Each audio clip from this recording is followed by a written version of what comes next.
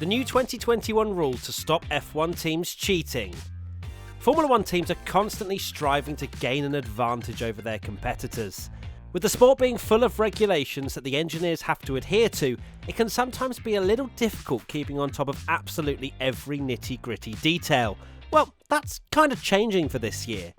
F1's governing body, the FIA, can now choose a random car after every race to take to pieces and inspect. They will be carrying out deeper technical checks and, more specifically, a deeper disassembly, conformity checks and checks of software and systems to make sure the car is legal and no sneaky rule-breaking innovations have been cheekily added. The rules are also being brought in to make sure teams are paying attention to the new cost cap of $145 million. The FIA wants to know how cars are being developed under the restrictions to make sure no one is spending more than they should. $145 million on the dot, 1 penny over, and you're in trouble. The exact rules of the cost cap are only known to the teams and aren't made public by the FIA, but the thinking is that if a car is way more developed than their rivals, there could be enough reason for an investigation into a team's spending. There is no punishment yet for the cost cap, so teams could be used as an example if they spend just a little bit too much. What would be an adequate punishment? Points deduction? Season disqualification? It could get tasty. Rather than simple checks such as weight and front wing flexibility, scrutineers can now take a very close look at any car at any race. Teams need to make sure everything they do is completely legal, or they could be chucked out of the race and have a hefty bill to get ready for the next one. Let's dive into some history now and where F1 teams have broken the rules and basically gotten away with it for quite some time before getting found out. Racing Point's illegal brakes. Last year, the Racing Point team was heavily investigated because they were running illegal brakes. The brakes were Mercedes' design, and because Racing Point was using them, they were breaking the rules about shared parts. Obviously, we all know about the jokes about the pink Mercedes copy car, but the brakes were important because they were beyond view from just taking cheeky photos of the car and would have to involve some collusion. Racing Point easily hid them from view, meaning that no one could really see if they'd cheated. So Renault launched a protest after the first few races of the 2020 season, and an investigation then started. The team were eventually docked 15 championship points and fined. But the critical point is that the FIA only investigated those brakes because of many protests by the Renault team.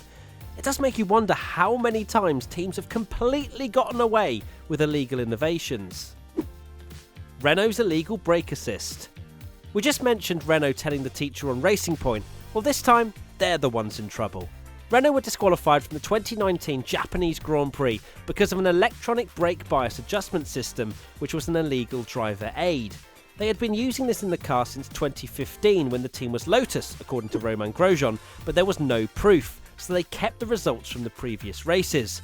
Apparently their own driver saying it had been in the car since 2015 isn't proof. Odd. McLaren's extra brake pedal.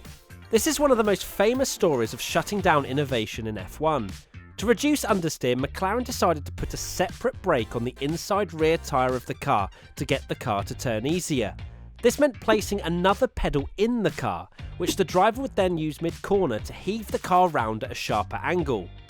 No one knew about this sneaky system until an eagle-eyed photographer, Darren Heath, spotted in a photo he'd taken that Mika Häkkinen's brake was glowing midway through a corner, which is not how you drive fast in a racing car. Darren figured out there could be an extra brake pedal involved, and at the next race managed to put his camera in the McLaren cockpit after it retired and published the pictures of the 3-pedalled car.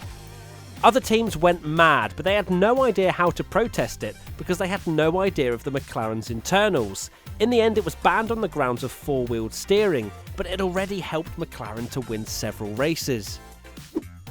Bennetton's traction control. It is still up for huge debate as to whether or not the championship-winning Bennetton used illegal traction control to win the 1994 title. What is known is that the car had the software loaded, and what is also known is that traction control was an illegal driver aid. Ayrton Senna was one of the many who suspected the Bennetton. Having watched the whole Pacific Grand Prix from the sidelines, he thought he could hear specific engine sounds from Michael Schumacher's Bennetton that were definitely traction control.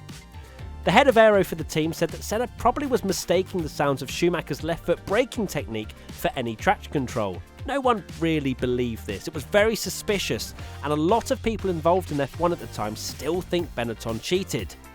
The traction control fight didn't end in 1994 either. It became a game of if you can't beat them, join them, and most of the teams seemed to be using it illegally by the turn of the century. In 2001, the FIA gave in and made it legal again because they just couldn't police it. There you have it, the rule that will most likely stop F1 teams from cheating in the future, and some examples from the past as to why they've implemented it. What do you think to the new ruling? Let us know in the comment section below.